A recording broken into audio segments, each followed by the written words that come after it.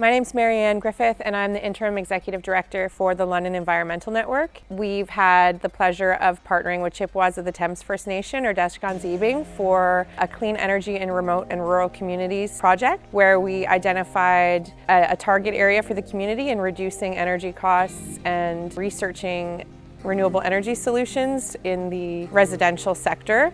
We decided, along with the Treaties Land and Environments Department that we work closely with at Chippewas of the Thames, to pilot a home on the Chippewas of the Thames First Nation to as near net zero as possible, and use that opportunity as a community capacity building experience where we're teaching some of the community members who are particularly keen about new technologies, including air source heat pumps, which will help the community lose their reliance on expensive propane that's also high in greenhouse gas emissions.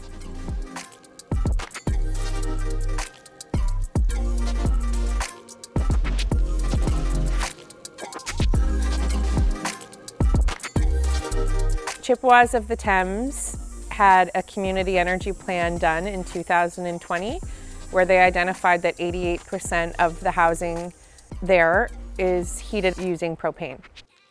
That's vastly larger than the 1% that's heated by propane throughout the rest of Canada, and only 2% of homes in Ontario are heated with propane, which is very expensive, it can be unreliable, and it is one of the higher pollutants. We wanted to show that we could take the home straight from propane to electricity and skip the natural gas step that we've done in the London community, for example.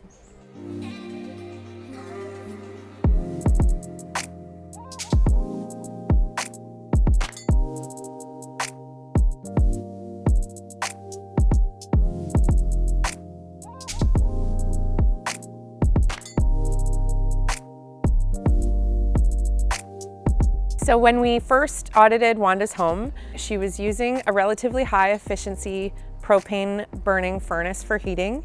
We have swapped that out for an electric air source heat pump. It's the Mitsubishi Ziibiing model, and it's for whole home heating and cooling. Got roughly a 300% efficiency rating and should save her significantly when we are able to run the numbers after a year of use. We are switching her from a propane burning domestic hot water heater over to an electric tank water heater. Attic insulation to R60 and have air sealed the home using a blower door. So we were able to identify where her leaks were in the attic and the basement and seal those using a new company called Net Zero Insulation. Luckily, Wanda was interested in replacing her siding as well. So we were actually able to do continuous insulation around the exterior of the home, which will really help us get as close to net zero as possible. We've looked at her appliances, and she had an older fridge, stove, and freezer that were all roughly 20 years old, and we'll be replacing those with Energy Star appliances. We applied to Hydro One for a net metering solar project, and we're approved, so we have ordered a solar array to be installed on her roof, and that is roughly 7 kilowatts and should provide enough electricity to net out the building's energy usage once the project is complete.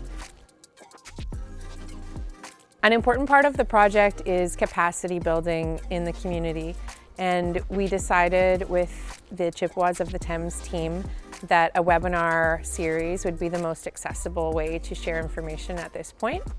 So we've developed a retrofit webinar series and have identified 10 community members in Chippewas of the Thames who are going to attend all of the sessions and a home tour of the retrofit project once it's complete.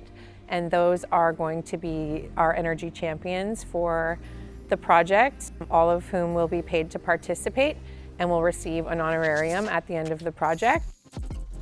We hope to empower folks to live within their value system and start making changes to their homes and their way of living that reflects how they value the environment around them. We hope to continue to provide incentives and work with different funding streams to bring opportunities to the people who need it and want it.